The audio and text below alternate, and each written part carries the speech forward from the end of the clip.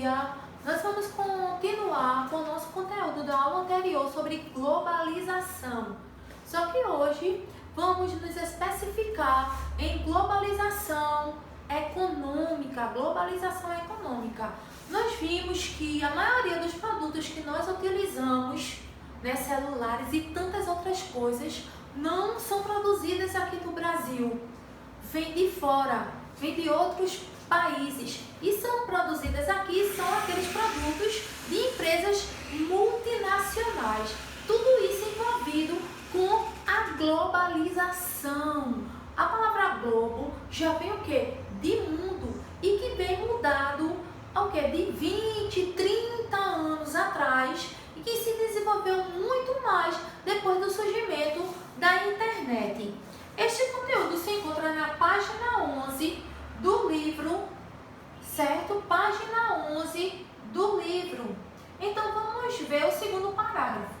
A globalização econômica, caracterizada pela crescente abertura econômica e comercial entre os países e pela adoção do chamado Estado mínimo, ou seja, a menor participação do Estado na economia. Então, os países adotaram desde 1970 um modo neoliberais, ou seja, que os países estavam liberados a importar e exportar produtos de diversos lugares do planeta. Então hoje é muito fácil você comprar um produto, por exemplo, vamos usar a China, por exemplo. Vocês acreditam que nós compramos um produto na China e em 2 ou 3 dias no máximo já chega no Brasil? É muito tranquilo. É 3 dias no máximo um produto para chegar da China ao Brasil. Agora, toda a burocracia e demora quando entra no Brasil para chegar até nós. Aí é que tudo se complica.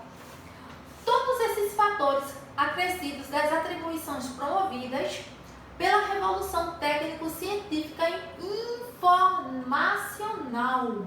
Então, esse conteúdo aí vocês viram no 7º ano. Então, já devem estar por dentro de tudo. Isso é apenas uma revisão deste conteúdo que vocês trabalharam no 7º ano sobre globalização. Tá bom? Então, me acompanhe aqui no 3º parágrafo.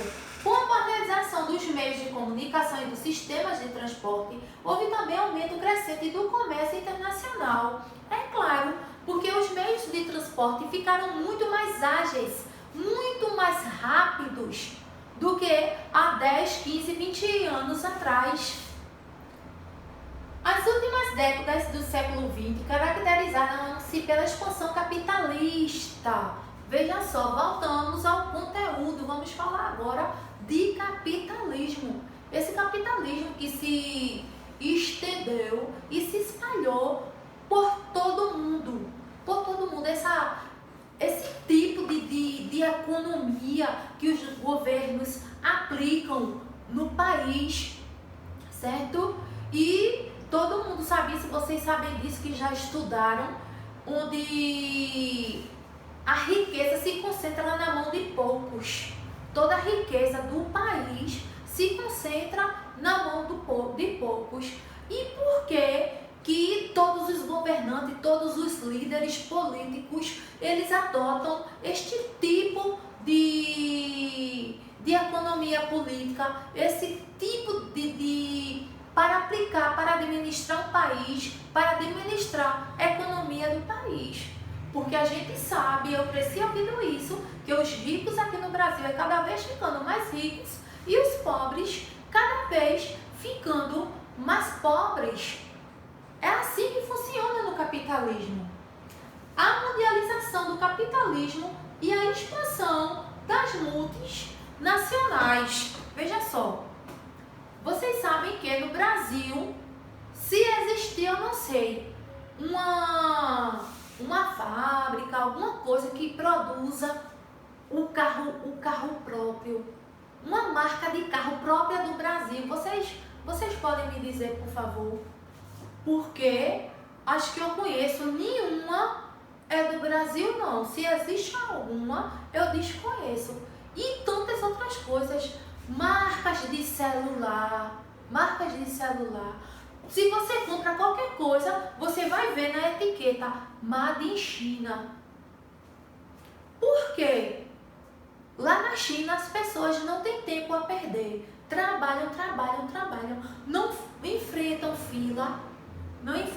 Se você conversar com um chinês, você vai ver. Eles dizem que o Brasil, as pessoas são muito pacientes, que passam horas em filas sem reclamar. Por quê? Porque aqui no Brasil existe muito desemprego e as pessoas ficam sem fazer nada, não estão nem aí em enfrentar a fila. Só que lá não existe desemprego não. As pessoas trabalham muito, dormem em média 5 e no máximo 6 horas por dia só. E o restante do tempo é só trabalhando. Então as multinacionais foram chegando devagarinho aqui no Brasil e uma delas está acabando de sair, né? A fábrica da Ford, daquela empresa que produz carros, está saindo do Brasil porque deve milhões e milhões ao banco aqui no Brasil e ainda querem mais benefício. Então, por que as multinacionais elas gostam de vir aqui para o Brasil? Por quê? Me respondam. Porque a mão de obra é barata. Porque brasileiro acha que 3 mil reais, 4, 5 mil reais é muito dinheiro. É muito dinheiro para mim e para quem não tem. É muito dinheiro, mas para ele 4, 5, 6 mil não é muito dinheiro não. Para eles que vêm de fora se instalarem aqui no Brasil. Então, o principal motivo das multinacionais virem aqui se instalar no Brasil é a mão de obra barata dos brasileiros. Não é outro motivo. A partir dos meados do século XX, a fabricação de mercadorias passou a ser feita em diferentes países. Olha aqui como eu falei, mão de obra barata, isenções fiscais e disponibilidade de matéria-prima, por exemplo.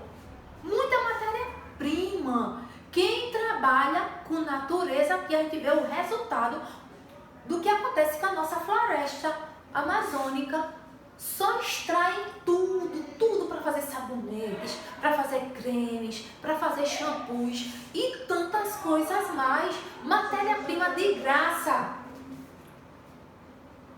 Proveniente das nações mais ricas e industrializadas como Estados Unidos, Japão e países da Europa Ocidental. Para as mais pobres que oferecem vantagem lucrativa, como a mão de obra barata, oferta de matérias-primas e recursos naturais com menor carga tributária. Veja só, a carga tributária, vamos trabalhar isso aí. Por mais que o governo do Brasil cobrem para eles extraírem da nossa natureza tudo que eles quiserem, mas ainda assim é muito barato. Eles acham muito barato aqui no Brasil. Vamos voltar ao caso da Ford. Então, está saindo por que do Brasil? Porque está devendo milhões e milhões, o Brasil cobrou e eles não querem pagar. Justamente por isso, resolveram sair daqui e se instalar em outro país aqui mesmo da América Latina. Então, nosso conteúdo de hoje é sobre a mundialização do capitalismo e a atividade